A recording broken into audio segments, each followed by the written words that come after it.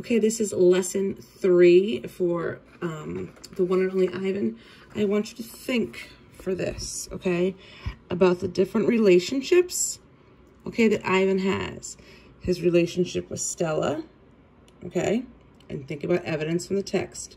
His relationship with Julia, his relationship with Bob, and his relationship with Mac, okay? So he's got different relationships with each character. This is lesson 3. A plan. It's been 2 days since anyone's come to visit. Mac is in a bad mood. He says we are losing money hand over fist. He says he's going to sell the whole lot of us. When Thelma, a blue and yellow macaw, demands, "Kiss me, big boy," for the 3rd time in 10 minutes, Mac throws a soda can at her. Thelma's wings are clipped so that she can't fly, but she can still hop. She leaps aside just in the nick of time. "Pucker up," she says with a shrill whistle. Mac stomps to his office and slams the door shut. I wonder if my visitors have grown tired of me. Maybe if I learn a trick or two, it will help. Humans do seem to enjoy watching me. Luckily, I am always hungry. I am a gifted eater. A silverback must eat 45 pounds of food a day if he wants to stay a silverback. 45 pounds of fruit and leaves and seeds and stems and bark and vines and rotten wood. Also, I enjoy the occasional insect. I'm going to try to eat more. Maybe then we will get more visitors. Tomorrow, I will eat 50 pounds of food. Maybe even 55. That should make Mac happy. I think some people feel like all they're doing is eating, right, during this pandemic. Bob. I explained my plan to Bob. Ivan, he says, trust me on this one.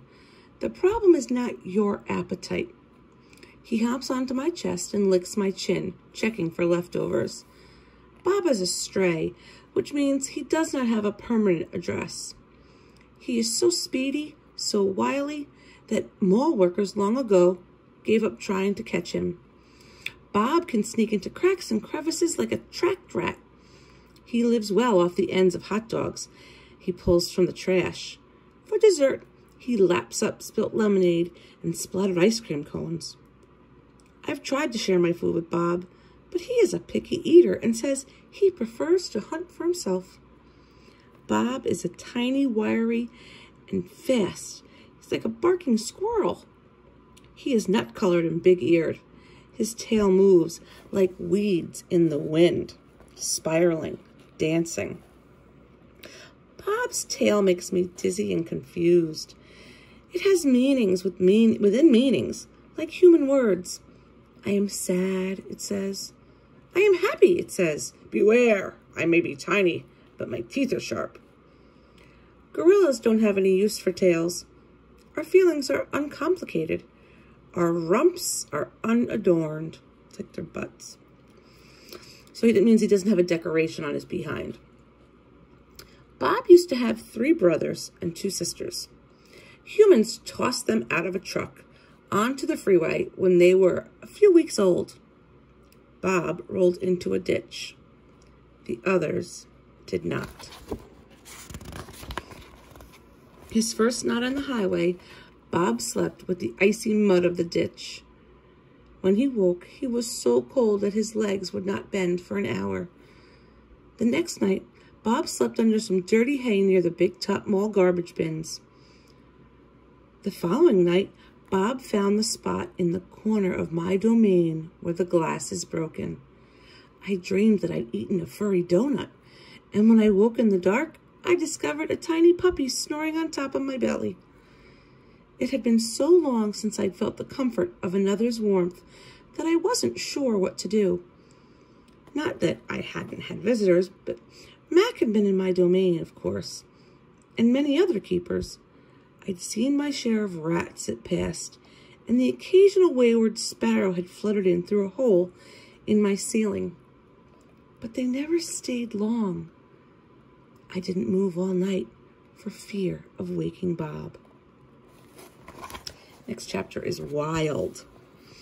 Once I asked Bob why he didn't want a home. Humans, I'd noticed, seemed to be irrationally fond of dogs, and I could see why a puppy would be easier to cuddle with than, say, a gorilla. Everywhere is my home, Bob answered. I am a wild beast, my friend, untamed and undaunted. So he means he's not trained. I told Bob he could work in the shows like Snickers, the poodle who rides Stella. Bob and Snickers. Bob said Snickers sleeps on a pink pillow in Mac's office. He said she eats foul-smelling meat from a can. He made a face. His lips curled, revealing tiny needles of teeth. Poodles, he said, are parasites. You can look up the word parasites. Picasso. Mac gives me a fresh crayon, a yellow one, and 10 pieces of paper. Time to earn your keep, Picasso, he mutters. I wonder who this Picasso is. Does he have a tire swing like me? Does he ever eat his crayons? I know I have lost my magic, so I try my very best. I clutch the crayon and think. I scan my domain. What is yellow? A banana. I draw a banana. The paper tears, but only a little. I lean back, and Mac picks up the drawing. Another day, another scribble, he says. 1 down, 9 to go. What else is yellow, I wonder, scanning my domain? I draw another banana, and then I draw 8 more.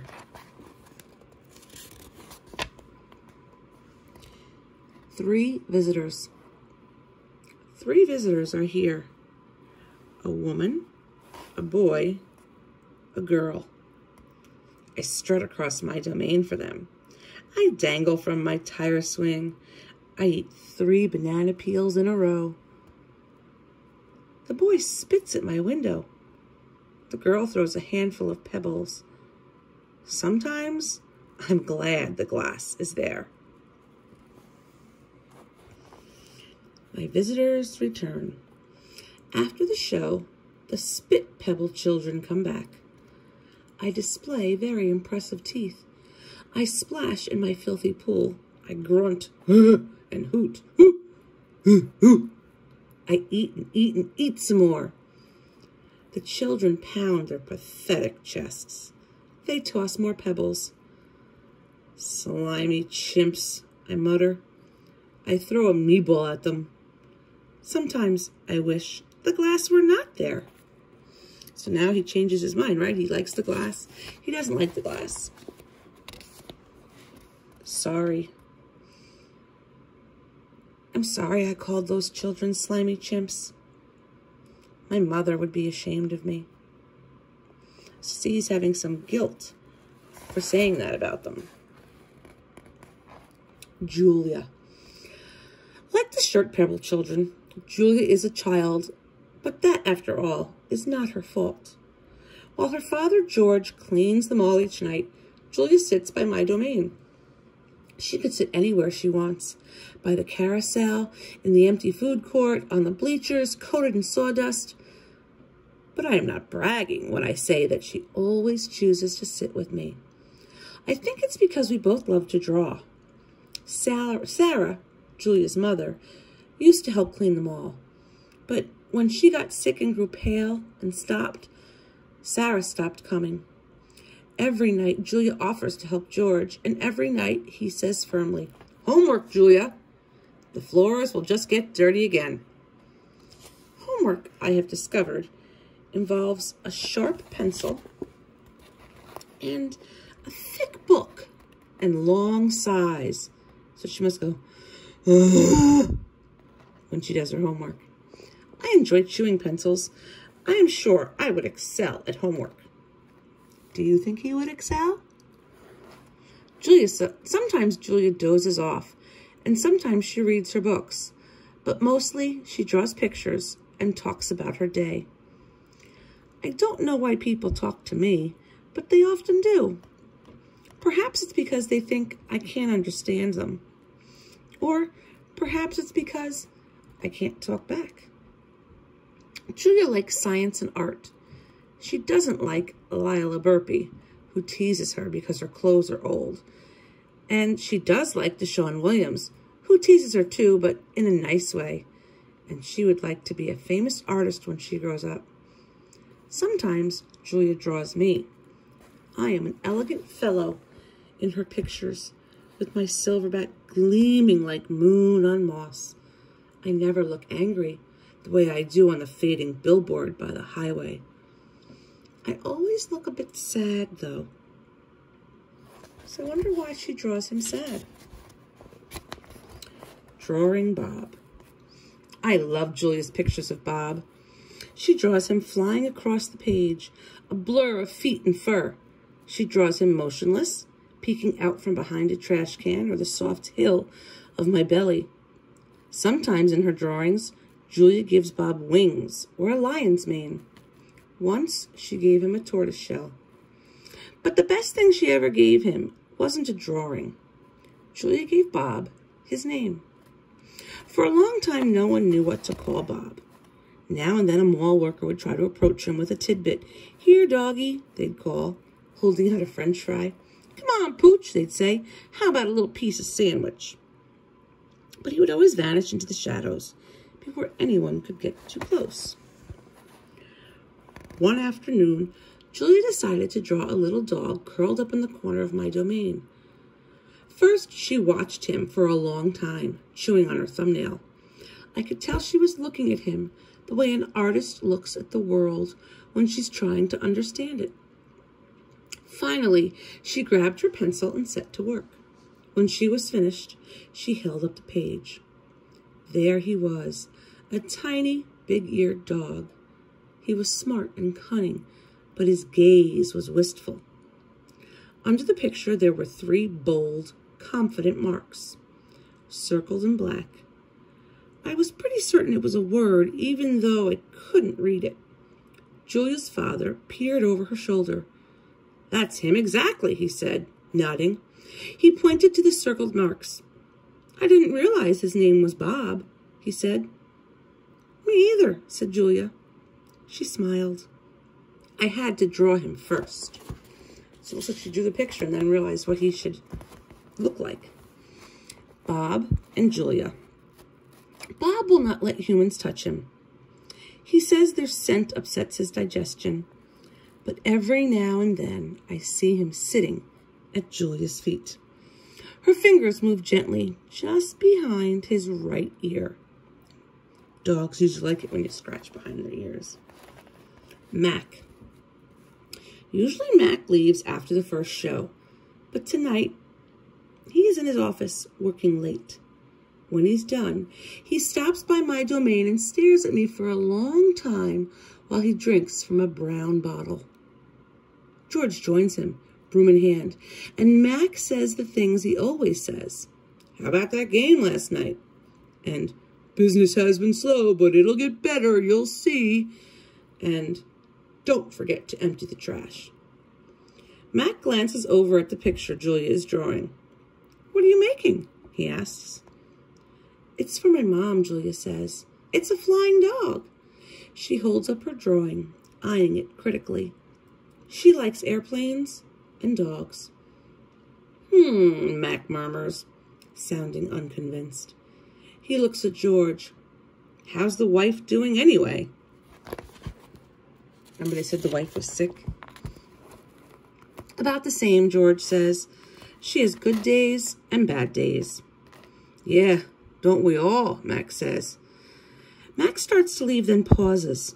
He reaches into his pocket, pulls out a crumpled green bill, and presses it into George's hand. "Here," Mac says with a shrug. "Buy the kids some more crayons." Mac is already out the door before George can yell, "Thanks!" Not sleepy. Stella, I say after Julia and her father go home, I can't sleep. Of course you can, she says. You are the king of sleepers. Shh, Bob says from his perch on my belly. I'm dreaming about chili fries. I'm tired, I say, but I'm not sleepy. What are you tired of? Stella asks. I think for a while. It's hard to put into words. Gorillas are not complainers. We're dreamers, poets, philosophers, nap takers. I don't know exactly. I kick at my tire swing. I think I may be a little tired of my domain. That's because it's a cage, Bob tells me. Bob is not always tactful. I know, Stella says. It's a very small domain. And you're a very big gorilla, Bob adds. Stella, I ask. Yes. I noticed you were limping more than usual today. Is your leg bothering you? Just a little, Stella answers. I sigh. Bob resettles. His ears flick and drools a bit, but I don't mind. I'm used to it. Try eating something, Stella says. That always makes you happy. I eat an old brown carrot. It doesn't help, but I don't tell Stella. She needs to sleep. You could try remembering a good day, Stella suggests. That's what I do when I can't sleep. Stella remembers every moment since she was born. Every scent, every sunset, every slight, every victory. You know, I can't remember much, I say. There's a difference, Stella says gently, between can't remember and won't remember. That's true, I admit. Not remembering can be difficult, but I've had a lot of time to work on it. Memories are precious, Stella adds. They'll help tell us who we are. Try remembering all your keepers. You always liked Carl, the one with the harmonica. Carl. Yes, I remember how he gave me a coconut when I was still a juvenile. It took me all day to open it. I try to recall other keepers I have known, the humans who cleaned my domain and prepared my food and sometimes kept me company. There was Juan, who poured Pepsis into my waiting mouth, and Katrina, who used to poke me with a broom when I was sleeping, and Ellen, who sang, "How much is that monkey in the window?" with a sad smile while she scrubbed my water bowl. And there was Gerald, who once bought me a box of fat, sweet strawberries. Gerald was my favorite keeper. I haven't had a real keeper in a long time. Max says he doesn't have the money to pay for an ape babysitter. These days, George cleans my cage and Mac is the one who feeds me. When I think about all the people who have taken care of me, mostly it's Mac, I recall, day in and day out, year after year after year. Mac, who bought me and raised me, and says I'm no longer cute. As if a silverback could ever be cute. Moonlight falls on the frozen carousel, on the silent popcorn stand, on the stall of leather belts that smell like long-gone cows. The heavy work of Stella's breathing sounds like the wind in the trees, and I wait for sleep to find me.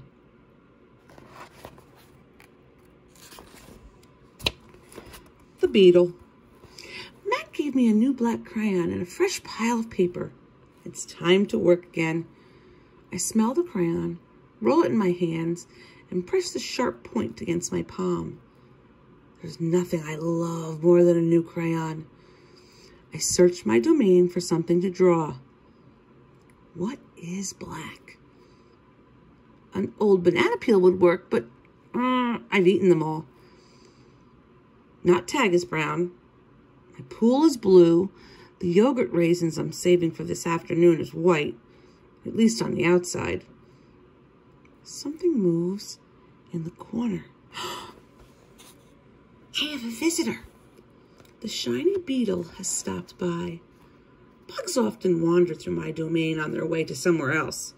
Hello, beetle, I say. He freezes silent. Bugs never want to chat. The beetle's an attractive bug with a body like a glossy nut. He's black as a starless night. That's it. I'll draw him. It's hard making a picture of something new. I don't get the chance that often, but I'll try. I look at the beetle, who's being kind enough not to move. Then back at my paper, I draw his body, his legs, his little antenna, his sour expression. I'm lucky. The beetle stays all day. Usually bugs don't linger when they visit. I'm beginning to wonder if he's feeling all right. Bob, who's been known to munch on bugs from time to time, offers to eat him. I tell Bob that won't be necessary. I'm just finishing my last picture when Mac returns. George and Julia are with him. Mac enters my domain and picks up a drawing. What the heck is this, he asks. Beats me what Ivan thinks he's drawing. This is a picture of nothing. A big black nothing. Julia stands just outside my domain. Can I see? She asks. Mac holds my picture up to the window.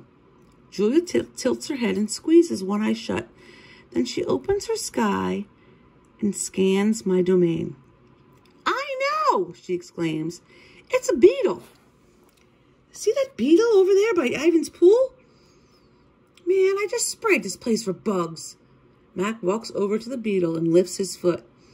Before Mac can stomp, the beetle skitters away, disappearing through the crack in the wall. Mac turns back to my drawings. So you figure this is a beetle, huh? You say so, kid. Oh, that's a beetle for sure, Julia says, smiling at me. I know a beetle when I see one. It's nice, I think, having a fellow artist around. So Julia and Mac likes his relationship with her, okay? And that is the end of lesson 3.